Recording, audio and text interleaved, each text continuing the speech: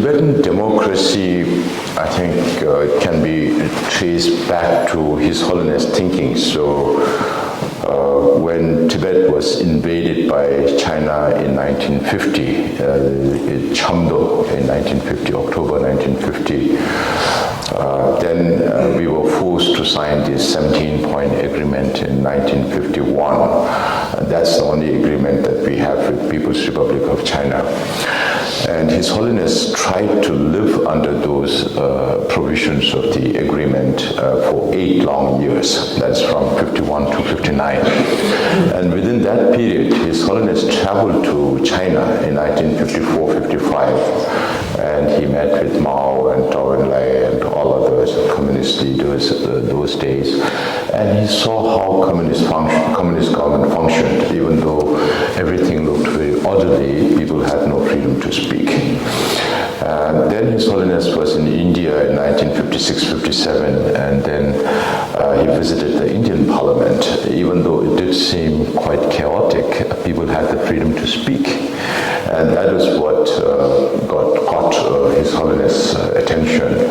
And when we came into exile in 1959, His Holiness landed on Indian soil on March 31st, 1959.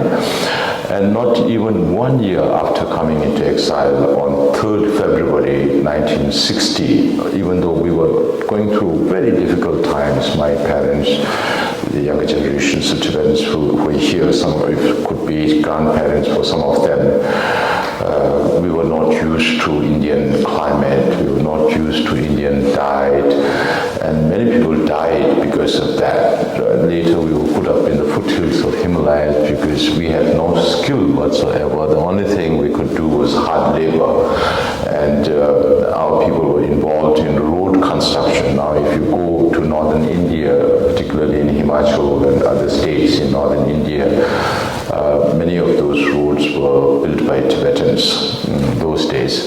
But even under those very difficult circumstances, His Holiness said that we should have a representative government. And 7 months after that, we had the first parliament, even though the election at that time could not be held as we do today, but there was a semblance of representative.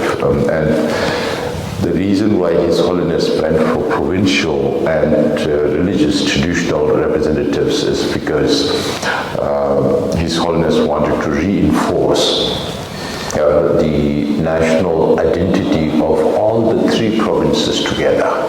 That is Central Tibet, Usang, Amdo, Kham, because they are varied historical backgrounds. And this is the first time after coming into exile since the 7th to 9th century that His Holiness created a national identity of all the Tibetans in all the 3 provinces together. So we had our first parliament in 1960, 2nd of September. So even now we celebrate 2nd of September as Democracy Day. And His Holiness was, I consider him a true Democrat at heart.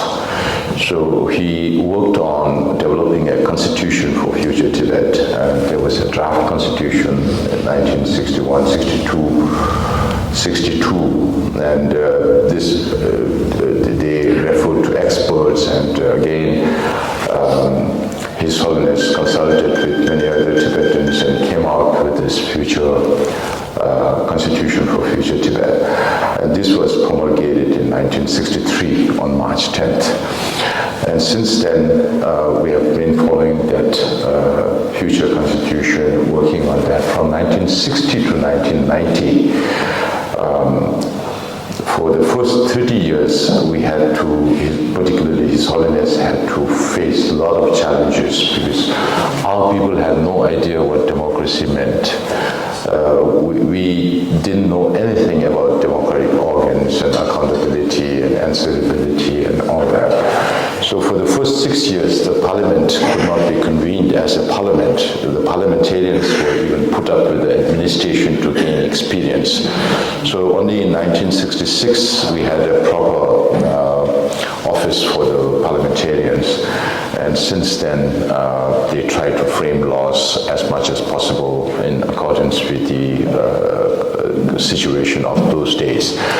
Then eventually, of course, for the first 30 years, the number of members of parliament were also, the minimum was 12, and the maximum was 17. There was also a period when there were reservation for women in the parliament, and when there was reservation, it went up to 17. When there was no reservation, it came down to 13, 14, and sometimes His Holiness nominates a direct candidate, and if that happens, then it becomes 13, then 12 least. So between 1960 to 1990, we had these 12 to 17 parliamentarians, and all the ministers used to be appointed by His Holiness because we never took the responsibility on all those issues. Then in 1990, just few years before 1990, His Holiness started talking about more changes.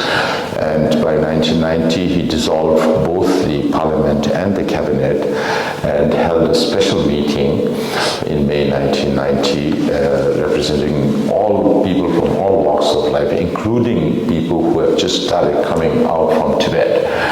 And some of the agenda were whether we should have a bicameral house or not. We are still unicameral. Whether we should have a prime ministerial post or not, whether we should have a political party or not, whether we should increase the number of members or not. So these were some of the issues that were discussed during this special meeting, and we could not agree on all others except increasing the number from 13 at that time to 46 members. So the representation also comes from the 3 provinces of Tibet. So we still don't have territorial constituencies as you have here in UK. If we do not consider Europe as a territorial constituency.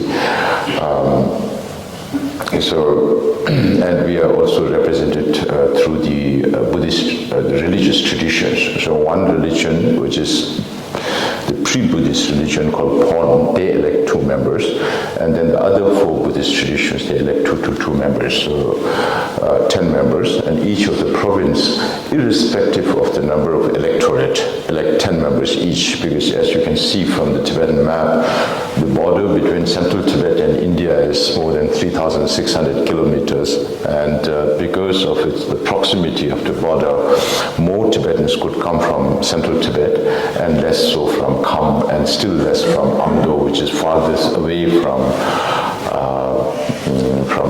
India.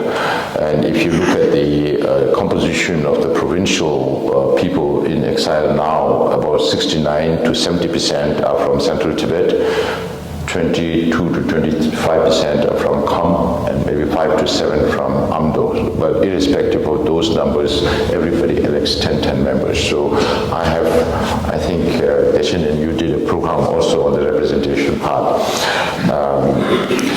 Maybe this we can discuss during the question and answer session. So in 1991, we had 46 members, 2 from Europe at that time, and 1 from North America, because there were more Tibetans in Europe those days. Now you have more Tibetans in North America. And His Holiness used to nominate 3 members from fields of expertise, whether it's education or other areas. So it was 46 till then in 2001, His Holiness actually wanted the Parliament to be responsible to appoint the ministers in 1991, but we couldn't do that. In the charter that we adopted in 1991 and 1992, then the Parliament became a meaningful legislative body. Then the Parliament adopted what we practice now, the Charter. We call it the Charter, we don't call it Constitution because we still live in India, and India has a constitution, so there can't be 2 constitutions in one country. So we call it the Charter. Now, based on this Charter, we govern the Tibetans in exile. Then in 2001, His Holiness again suggested, just before that, by that time I was already in the Parliament. I joined the Parliament in 1996 to 2016. And in 2001, then His Holiness suggested we have to, I will not live forever, and things will have to change. First he suggested amendment, we changed that, and then again he said, now why don't we do it on a larger scale? Why can't we have direct election of the political leader within the Tibetan community? So we had the first election of the Kalin Tiba at that time. It was not known as Sikyong. Kalin Tiba is the head of the cabinet, or the throne holder of the cabinet. So Professor Samdong Rinpoche was elected. Professor Samdong Rinpoche was speaker before that for 10 years in the parliament, and he guided us through democratic principles in parliament and procedures. We consider ourselves as grandson of Westminster democracy, India being the son and we being the grandson. And again, 10 years after that, His Holiness decided that we should have more changes, so we had direct election. Then 10 years after that, His Holiness said, now, by that time we could sense I was already speaker from 2008, and His Holiness asked us to accompany him during the foreign tours so that there is some sense of recognition for the elected leadership.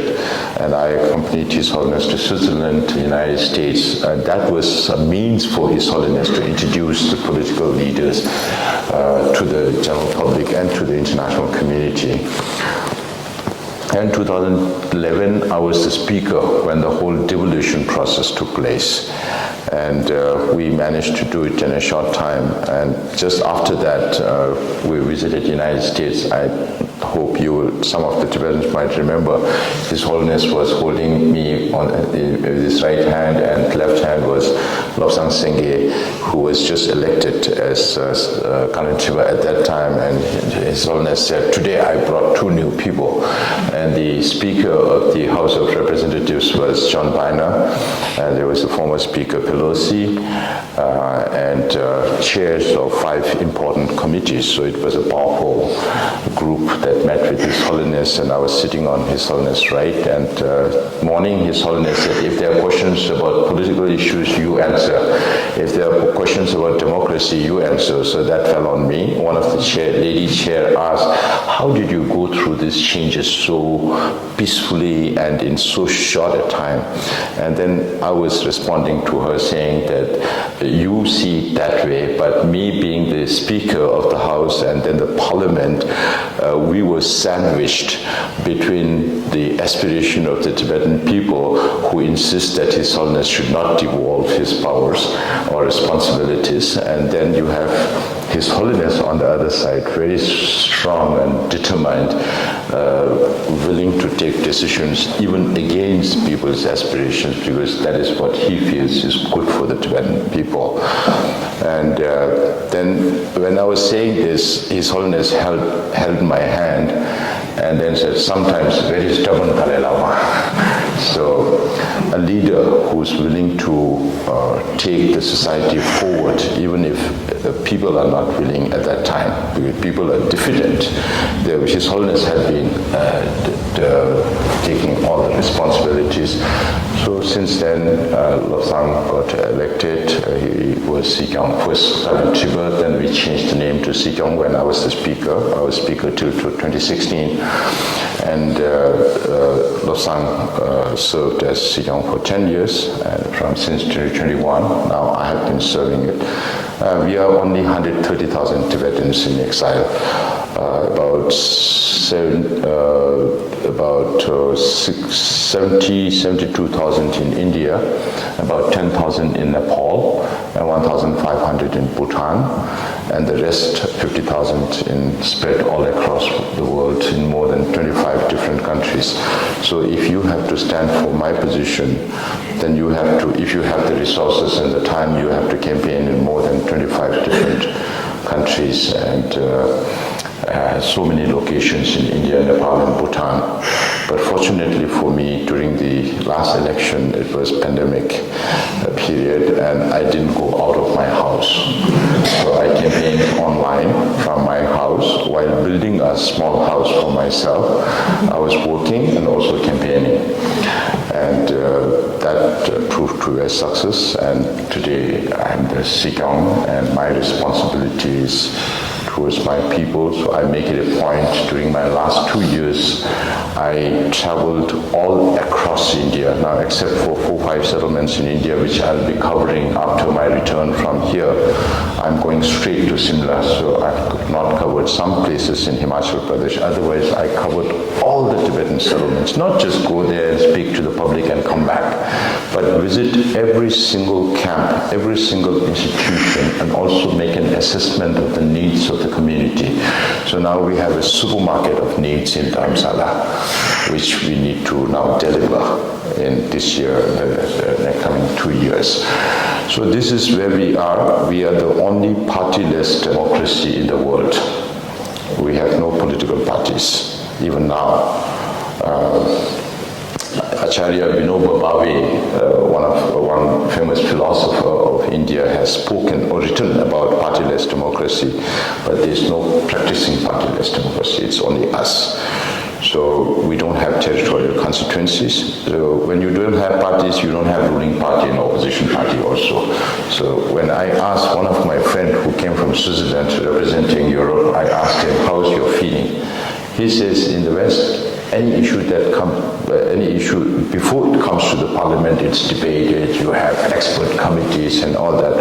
But in Dharamsala, we don't have that. So every single person is like a political party. Unless you surrender your own conscience to somebody else, you have a full right to decide on your own based on issues that come up in the parliament from time to time. So that is how we function.